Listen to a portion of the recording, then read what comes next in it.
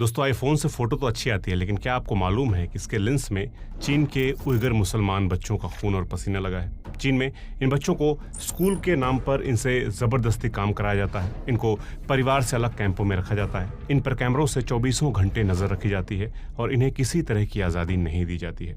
हम अक्सर चीन की मैन्युफैक्चरिंग तरक्की की तारीफें सुनते हैं, लेकिन उसका एक स्याह सच ये भी है कि जो इलाका कभी आज़ाद था, ईस्ट तुर्किस्तान कहा जाता था, जो सिल्क रूट का हब था, जहां अरब से आए सूफी संतों ने लोगों का राब्ता इस्लाम से कराया, आज वहां का इंडिया से आधे से भी ज़्यादा बड़ा 16,60,000 वर्ग किलोमीटर का इलाका चीन के कब्जे में है और यहाँ रहने वाले मुसलमानों पर चीन बेइंतहा जुल्म कर रहा है। इस्लाम की प्रैक्टिस पर पूरी तरह पाबंदी है। ईस्ट तुर्किस्तान का नाम अब बदलकर शिनजियांग कर दिया गया है, जिसका मतलब होता है नई सरहद। ये इलाका लंबे वक्त तक आज़ाद इस्लामिक और राजनीतिक पहचान रखता था। यहाँ की आबादी ज़्यादातर तुर्क नस्ल के मुसलमानों की थी, जिन्हें आज हम उइगर के नाम से जानते हैं। तो दोस्तों, आइए इस वीडियो में आज हम बात करते हैं उइगर मुसलमानों पर हो रहे जुल्मों के बारे में, उनके इतिहास के बारे में और चीन के उस स्याह सच के बारे में जिसको इस्लामी मुल्कों ने भी भुला दिया है।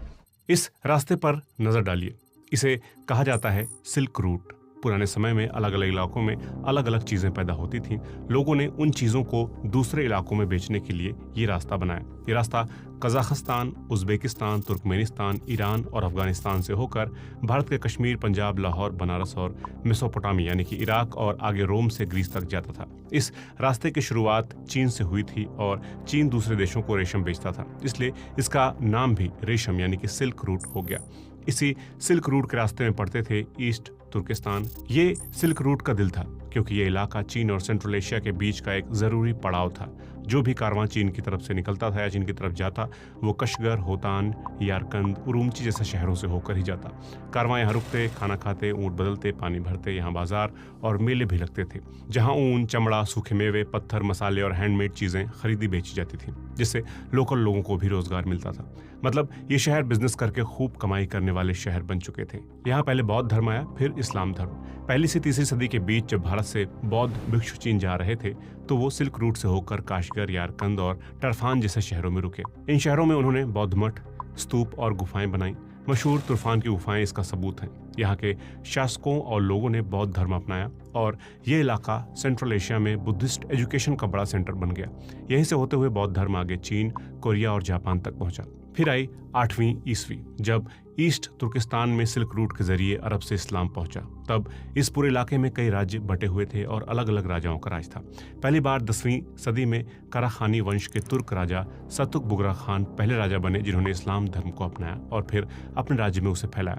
इसके बाद बाकी इलाके के उइगर लोगों ने भी धीरे धीरे इस्लाम अपनाना शुरू कर दिया। ध्यान रखने वाली बात यह है कि यहाँ पर इस्लाम तलवार के जोर पर नहीं, बल्कि बिजनेस के जरिए पहले इस्लाम का कल्चर फैला, फिर इसे और ज़्यादा फैलाया सूफी संतों ने। यहाँ उइगर मुसलमानों ने मस्जिदें बनाई, मदरसे बनाए, इस्लामी आर्ट और लिटरेचर की पढ़ाई शुरू की। धीरे धीरे पूरे इलाके में इस्लाम फैल गया। 13वीं से 18वीं सेंचुरी के बीच शिनजियांग में कई छोटे छोटे तुर्क मुस्लिम राज्य रहे। यहाँ के इलाकों पर कभी मंगोलों का शासन रहा, कभी खानते राजा बने। फिर 1759 में किंग डायनेस्टी ने यहाँ के राजाओं को हराकर इस पर कब्जा कर लिया, जिसके बाद चीन इसे अपना बताने लगा। लेकिन उइगर मुसलमान खामोश नहीं रहे। उन्होंने विद्रोह किया और साल 1933 में अलग होकर खुद को East Turkestan Islamic republic announce कर दिया। लेकिन ये आज़ादी बहुत दिनों तक नहीं चली। 1944 में सोवियत यूनियन के सपोर्ट से नाम से इस्लामिक को हटाकर इसे ईस्ट तुर्किस्तान रिपब्लिक बनाया गया, लेकिन बात नहीं बनी। और साल 1949 में जब माओ त्से तुंग की कम्युनिस्ट पार्टी ने चीन पर कब्जा किया, तो एक बार फिर इस इलाके को ज़बरदस्ती चीन में मिला लिया गया, जबकि पूरे इतिहास में ये इलाका कभी भी चीन का हिस्सा नहीं रहा था। ये हिस्सा हमेशा से सेंट्रल एशिया के मुस्लिम और तुर्क कल्चर का हिस्सा था। यहाँ तक कि इनकी जो भाषा तुर्किक है, वो अरबी स्टाइल में लिखी जाती है। इनका कल्चर और खान पान उज़्बेकिस्तान, कजाकिस्तान, अफगानिस्तान और ईरान जैसे देशों से ज़्यादा मेल खाता है। दरअसल चीन का इस इलाके पर कब्जा कोई इत्तेफाक नहीं है। इसके पीछे की वजह है इस इलाके का मिनरल से भरपूर होना। इस इलाके में तेल भी है, गैस भी और बेशकीमती मिनरल्स भी खूब हैं, और ये बात चीन को मालूम है। इसके अलावा ये इलाका पाकिस्तान, भारत, अफगानिस्तान, ताजिकिस्तान जैसे कई देशों के बॉर्डर से जुड़ा है और चीन का सबसे महंगा बेल्ट एंड रोड इनिशिएटिव का सिल्क रोड प्रोजेक्ट भी इसी इलाके से होकर गुजरता है। लेकिन चीन के इस लालच की बहुत बड़ी कीमत चुकानी पड़ी उइगर मुसलमानों को। दोस्तों, साल 1949 से पहले भी जब चीन की किंग डायनेस्टी ने उइगरों को गुलाम बनाने की कोशिश की थी तो इसका वहाँ ज़बरदस्त विरोध हुआ था। कई सारे विद्रोह हुए थे और आखिरकार उन्होंने अपनी आज़ादी छीन कर ले ली थी। चीन जानता था कि भले ही वो आज वहाँ पर कब्जा कर ले रहा है, लेकिन अगर उसने उइगरों को ऐसे ही छोड़ दिया, आज़ादी दे दी, तो कल को वे बगावत ज़रूर करेंगे। इसलिए जब साल 1949 में कम्युनिस्ट पार्टी ऑफ चाइना यानी कि CPC ने ईस्ट तुर्किस्तान पर कब्जा करके इसे चीन में मिला लिया और इसका नाम शिनजियांग रख दिया, तो चीन यहीं पर नहीं रुका। उसने उइगर मुसलमानों को अंदर से तोड़ना शुरू किया। सबसे पहले तो वहाँ रहने वालों की इस्लामी पहचान पर हमला किया। आप अगर शिनजियांग के पुराने हालात देखेंगे तो वहाँ हज़ारों की तादाद में मस्जिदें थी, धार्मिक स्कूल थे, लोग अपने बच्चों को कुरान पढ़ाते थे, रमज़ान के महीने में रोज़ा रखते थे, ईद पर खुलेआम नमाज पढ़ते थे। लेकिन चीन ने धीरे धीरे इन सब को गैर कानूनी करार देना शुरू कर दिया। रमज़ान के महीने में सरकारी नौकरी करने वाले उइगरों के रोज़ा रखने पर पाबंदी लगा दी गई। छोटे बच्चों के मस्जिद में जाने पर भी पाबंदी लगा दी।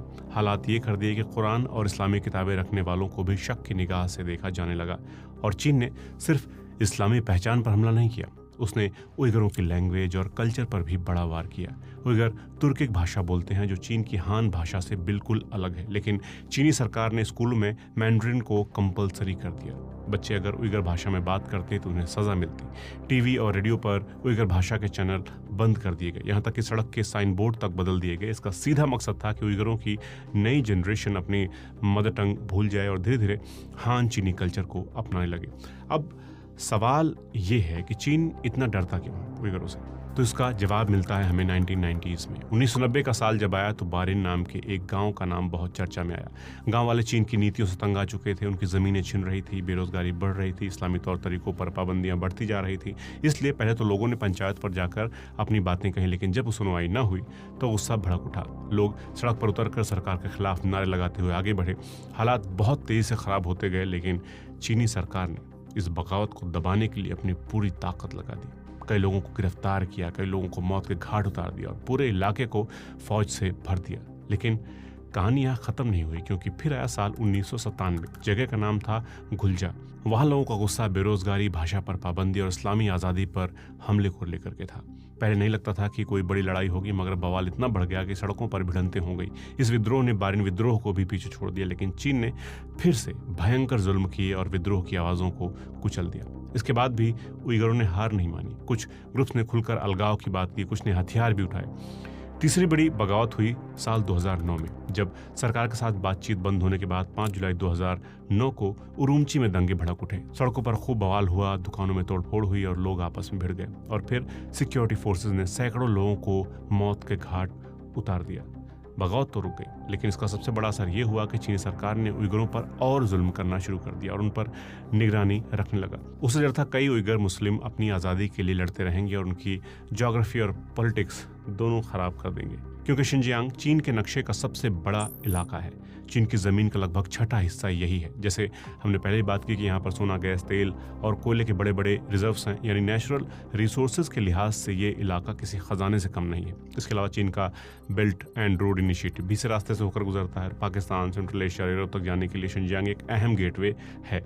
चीन को डर था कि अगर उइगरों ने बगावत करके इस इलाके को आज़ाद करा लिया तो उसका न्यू सिल्क रोड बनाने का सपना तो अधूरा रह ही जाएगा। इसी वजह से चीन ने उइगरों पर जुल्म को आतंकवाद की लड़ाई का नाम दिया और अब तो चीन में रहने वाले उइगरों के लिए हालात बद से बदतर हो चुके हैं। खासकर साल 2017 से यूनाइटेड नेशंस जैसी संस्थाओं और कई इंटरनेशनल मीडिया ने अपनी रिपोर्ट्स में साफ लिखा है कि चीन ने शिनजियांग में री एजुकेशन कैंप्स बनाए हैं। इन कैंप्स में लाखों उइगर मुसलमानों को जबरन बंद करके रखा जाता है। उनके मजहब की प्रैक्टिस पर पाबंदी है। जबरन इन्हें चीनी कम्युनिस्ट विचारधारा सिखाई जाती है। कुरान पढ़ने, नमाज पढ़ने वालों को सज़ा दी जाती है। कई लोगों को मजबूर किया गया कि वो शराब पिएं या सूअर का मांस खाएं ताकि उनका मजहब छूट जाए। रिपोर्ट्स कहते हैं कि बहुत सी उइगर मुस्लिम महिलाओं की जबरन नसबंदी कराई गई ताकि उनकी आबादी घटाई जा सके।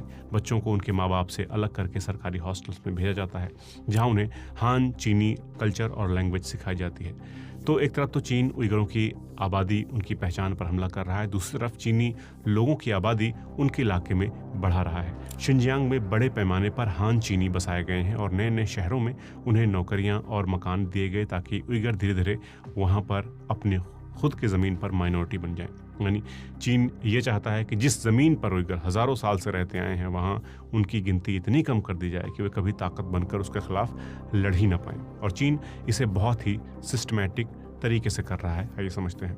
दोस्तों, चीन में ये जो आबादी की जंग चल रही है वो बहुत प्लान्ड तरीके से की जा रही है।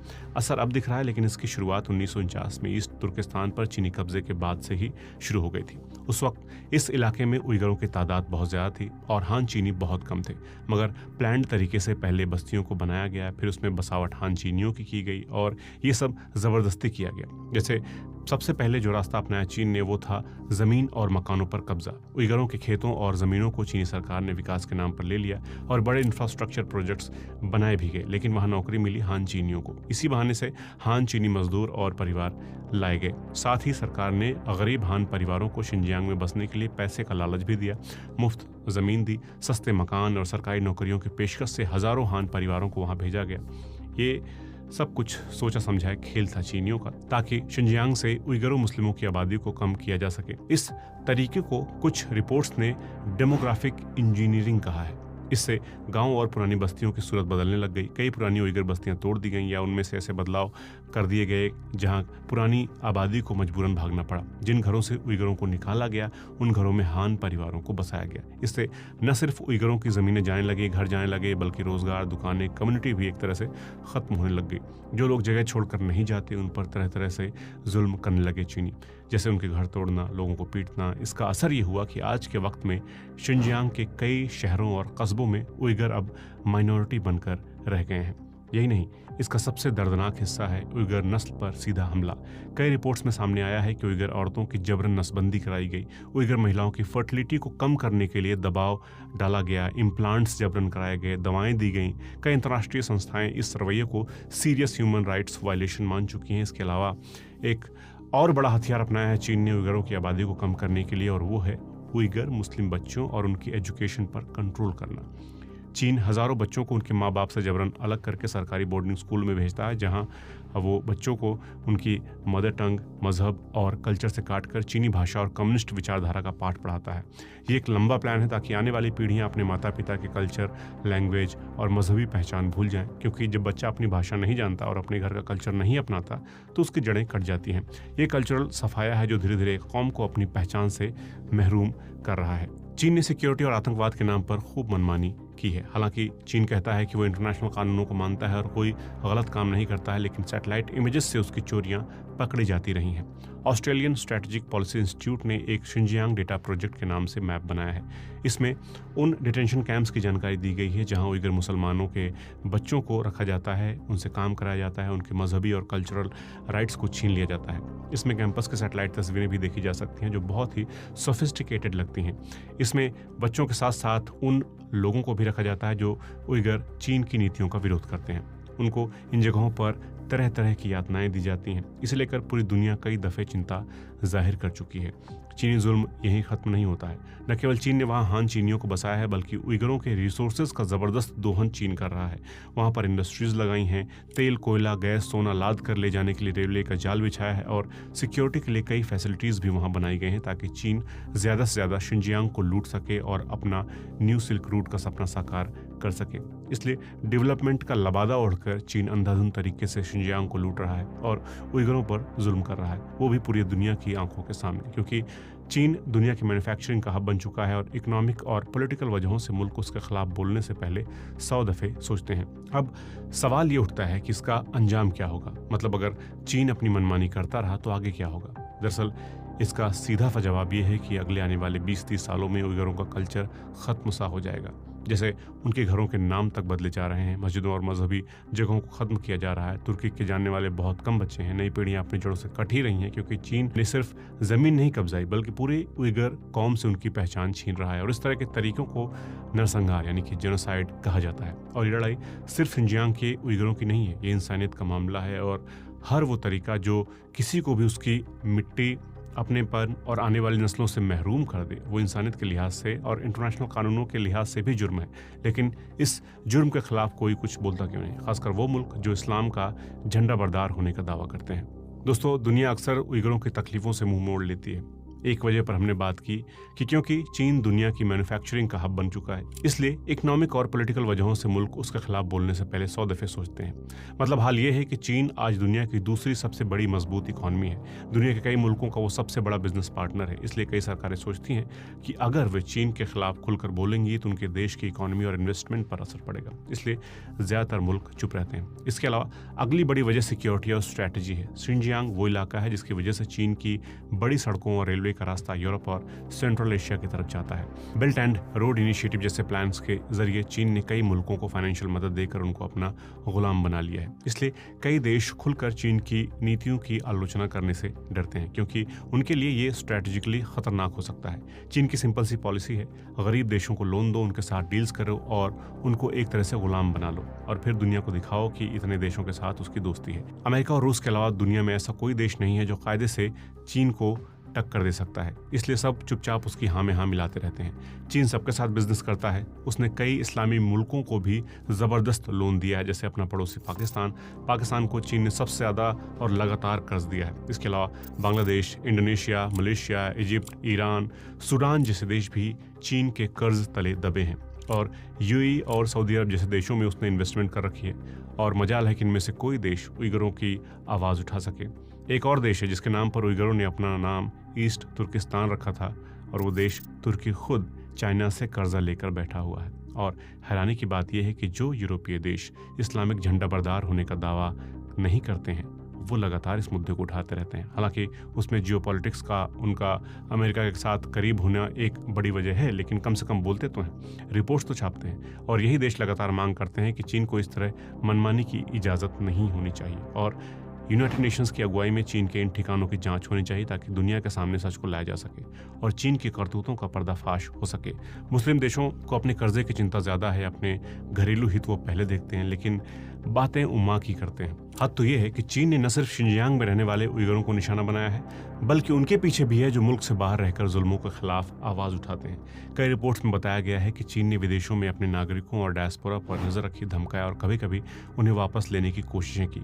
ऐसी हालातों में जिन देश में चीन का दखल ज़्यादा है या जिनके यहाँ लॉ और सिक्योरिटी में झोल है, वहाँ रहने वाले उइगर खुलकर विरोध भी नहीं कर सकते हैं।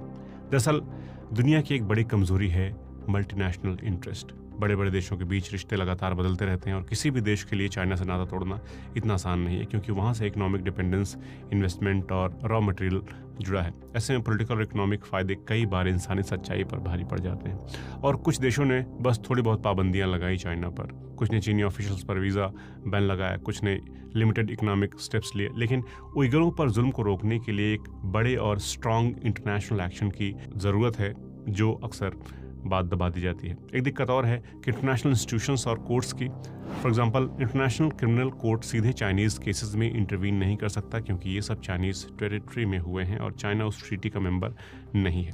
ऐसी लीगल कॉम्प्लेक्सिटीज़ स्ट्रॉन्ग एक्शन को उसके खिलाफ रोकती हैं। ऊपर से यूएन की प्रोसेसेस भी स्लो हैं और पॉलिटिकल बार्गेन से भरी रहती हैं। नतीजा ये है कि जस्टिस डिले हो जाता है और उइगरों को राहत नहीं मिलती है। चीन में मीडिया और इन्फॉर्मेशन का रोल भी बहुत बड़ा है। कुछ देशों में मीडिया फ्री है और वहाँ से स्टोरीज बाहर आती हैं, लेकिन चीन में न्यूज़ दबा दी जाती है। चीन सिर्फ अपना प्रोपेगेंडा फैलाता है और कहता है कि उसके स्टेप्स सिक्योरिटी या फिर डेवलपमेंट से जुड़े हुए हैं। इससे सही पिक्चर कभी सामने आ ही नहीं पाती है। तो कुल मिलाकर कहें तो फिलहाल उइगरों के लिए कोई लड़ नहीं रहा है सिवाय उइगर मुसलमानों के। आइए जानते हैं कि कैसे अपने से हज़ारों गुना ताकतवर चीन से लड़ रहे हैं उइगर। दोस्तों, जो उइगर मुस्लिम किसी भी तरह से चीन के चंगुल से बाहर निकलता है, वो उइगरों की आज़ादी को ही अपनी ज़िंदगी का मकसद बना लेता है। शिनजियांग से बाहर पलायन कर चुके उइगरों की एक बड़ी कम्युनिटी है जो गवाहियाँ, फ़ोटोज़, वीडियोज़ और डॉक्यूमेंट्स इकट्ठा करते हैं ताकि दुनिया को वो सच पता चले जो चीन की सरकार हमेशा छुपाने की कोशिश करती है। ये लोग social media, blog, human rights institutions, journalists के जरिए अपनी आवाज़ उठाते हैं कि कैसे उनके परिवारों को कैंपों में बंद किया गया, उनके बच्चों को उनसे छीना गया, मज़हब के प्रैक्टिस पर बैन लगाई गई, ताकि दुनिया चीन की करतूतों पर गौर करे और उइगरों के लिए बोलना शुरू करे। इन कोशिशों का असर ये हुआ है कि बहुत सी ह्यूमन राइट्स संगठनों ने रिपोर्ट्स तैयार की जिसमें उन्होंने बताया है कि कितने लोग जेलों या कैंपों में हैं, किस तरह मजबूरी से डरा धमकाकर उनसे काम कराया जा रहा है, किस तरह मजहबी आज़ादी और भाषा की आज़ादी छीनी जा रही है। इनके सामने आने के बाद कुछ देशों ने चीन की नीतियों को इंसानियत के खिलाफ अपराध या अत्याचार कहा है। कुछ पीड़ित लोगों ने कानूनी कार्रवाई शुरू की है और न्याय की मांग की है। ह्यूमन राइट्स कोर्ट्स में मामलों की सुनवाई हुई है कि चीन सरकार अपने कब्जे वाले इलाकों में किस तरह से उइगरों पर जुल्म कर रहा है। उइगरों के लिए ये सिर्फ राजनीतिक विरोध नहीं बल्कि ज़िंदगी और उनके एग्जिस्टेंस यानी कि अस्तित्व की लड़ाई है। उदाहरण के लिए रेहान असद नाम की उइगर मानवाधिकार वकील ने अपनी लड़ाई और अपने भाई की गिरफ्तारी को दुनिया के सामने लाया है। डायस्पोरा कम्युनिटी जो उइगरों की है वो ये भी कर रही है कि अपने देश के कल्चर मजहबी प्रैक्टिस को जारी रखे। वो मस्जिदों, पाठशालाओं और सोशल कार्यक्रमों का आयोजन कर रहे हैं ताकि उनकी भाषा, उनकी परंपराएं, उनकी धार्मिक प्रथाओं को आने वाली पीढ़ियां भुला न दें। ये प्रोग्राम अक्सर गुप्त रूप से और सावधानी से रखे जाते हैं क्योंकि बहुत सारे उइगर डरते हैं कि कहीं शिनजियांग में उनके परिवार पर और जुल्म ना करने लगे चीनी।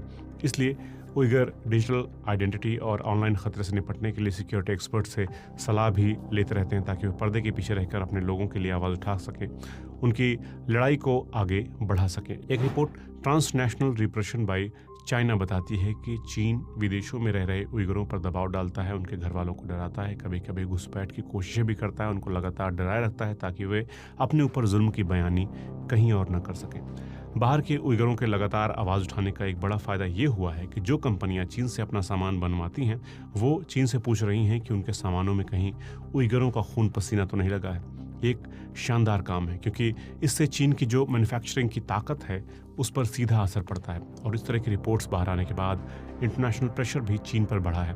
भले ही उसे फिलहाल फ़र्क ना पड़ता हो, कुछ कंपनियों ने तो नियम भी बनाए हैं कि अगर उनके सामान को बनाने में उइगरों को शामिल किया गया है तो वो अपनी डील तोड़ सकते हैं। जैसे मशहूर कपड़े बनाने वाली कंपनी H&M के सप्लायर ने शिनजियांग इलाके से मजदूर लाकर फैक्ट्री में काम करवाया। इसके बाद H&M ने कहा कि वो अब उस इलाके से कपास नहीं खरीदेंगे क्योंकि वहाँ मजबूरी में मजदूरी करवाई जाती है। आईफोन कंपनी एप्पल पर भी दबाव डाला गया और गैर सरकारी संगठनों ने कहा कि एप्पल के कुछ सप्लायर्स ऐसे हैं जहाँ उइगर मजदूरों को ट्रांसफ़र करके काम करवाया गया, आईफोन के कैमरे बनवाए गए। इसी तरह जूते और कपड़े बनाने वाली नाइकी, एडिडास, ज़ारा और यूनिक्लो जैसी कंपनियों पर भी सवाल उठे। शीन नाम की कंपनी जो ऑनलाइन कपड़े बेचती है उस पर अमेरिकी सेनेटर्स ने पूछा कि क्या उनके कपड़ों में शिनजियांग का कपास इस्तेमाल हुआ है। कंपनी ने कहा कि वो दूसरे इलाकों से माल लेते हैं मगर साफ तौर पर यह नहीं बताया कि कौन से इलाके से। कार बनवाने वाली कंपनी फोक्सवैगन पर भी इल्ज़ाम लगा कि उसकी सप्लाई चेन में एल्यूमिनियम जैसे सामान शिनजियांग से लिए गए हैं। कंपनी ने माना कि कुछ सप्लायर को हटाना पड़ा है और अब वो अपने पूरे सिस्टम की जांच कर रहे हैं। BMW और जगुआर लैंड रोवर का भी नाम आया। अमेरिकी सीनेट की रिपोर्ट में पाया गया कि इन कंपनियों ने ऐसे पुर्जे इस्तेमाल किए जो एक चीनी कंपनी से आए थे जिस पर जबरन मजदूरी का इल्ज़ाम है और अमेरिका ने उस पर पाबंदी लगाई हुई है। इन कंपनियों पर सवाल उठे तो इन्होंने चीनियों से सवाल किए। इसलिए कहा जाता है कि बोलने का फ़ायदा ज़रूर होता है। इसलिए शिनजियांग में रह रहे लोग जहां हालात बहुत ख़राब हैं वो कोशिश करते हैं कि छोटे छोटे मैसेजेस भेजें, जैसे कि वीडियो कॉल, मैसेज भेजना, कभी कभी गुमनाम तरीक़ों से ऑनलाइन पोस्ट करना कि क्या हो रहा है। सिक्योरिटी के डर के बावजूद लोग खामोश फिलहाल नहीं हैं। बहुत से युवा उइगर अपनी मदर टंग और कल्चर को डिजिटल माध्यम से बचाने की कोशिश भी कर रहे हैं। सोशल मीडिया प्लेटफॉर्म पर गाने, कहानियाँ, कविताएं गाने का वीडियो डालना, ब्लॉग लिखना, ऑनलाइन कम्युनिटी बनाना, तुर्की सिखाने के वीडियोस बनाकर ऑनलाइन डाल रहे हैं ताकि नई पीढ़ियाँ उइगरों की ज़बान भूले नहीं। जितना चीन ने शिकंजा कसा है उइगरों ने उतनी ही मेहनत की है कि चीनी सरकार के प्रोपेगेंडा के जवाब में वो सच्चाई फैलाएं। चीन की क्रूर नीतियों के बावजूद उइगरों की उम्मीदें पूरी तरह तबाह नहीं हुई हैं। जहां पॉसिबल होता है लोग सीक्रेटली मिलते हैं, कल्चर को शेयर करते हैं, नमाज पढ़ते हैं। उइगरों की लड़ाई सिर्फ पॉलिटिकल नहीं बल्कि इंसानी हक हुकूक की भी है। उनका मकसद सिर्फ अपनी आज़ादी हासिल करना नहीं बल्कि वो चाहते हैं ज़िंदा रहना अपनी पहचान के साथ, ताकि उनकी भाषा, उनका मज़हब, उनकी परंपराएं, उनके समाज की बुनियाद बची रहे, उनकी नस्लें फले फूले। ये लड़ाई ये भी दिखाती है कि जब ज़्यादा ताकतवर हुकूमत से सामना करना पड़े तब हार मानने के बजाय हिम्मत के साथ उसका डट कर मुकाबला करना चाहिए। और अगर दुनिया की सरकारें, हम, आप जैसे आम लोग मिलकर आवाज़ उठाएं, अगर प्रेस और जनता सतर्क रहे तो ये संभव है कि उइगरों को एक दिन आज़ादी ज़रूर हासिल होगी। तो दोस्तों, ये था एक छोटा सा वीडियो जिसमें मैंने चीन के उइगर मुसलमानों के हालात पर बात की। कमेंट करके बताइए कि आप इस मुद्दे पर क्या सोचते हैं। क्या उइगरों को आज़ादी मिलनी चाहिए या फिर नहीं। मेरे काम को, मेरे चैनल को सपोर्ट करना चाहते हैं तो इस चैनल को ज्वाइन कर लीजिए या फिर सुपर थैंक्स भेज दीजिए। आपके कमेंट्स मुझे बेहतर करने का हौसला देते हैं। तो अभी तक चैनल को सब्सक्राइब ना किया हो तो प्लीज़ सब्सक्राइब कर लीजिए, वीडियो को लाइक करिए, कमेंट्स कीजिए। मैं ऐसे और ढेर सारे वीडियोज़ आप लोगों के लिए लाता रहूँगा। नमस्कार।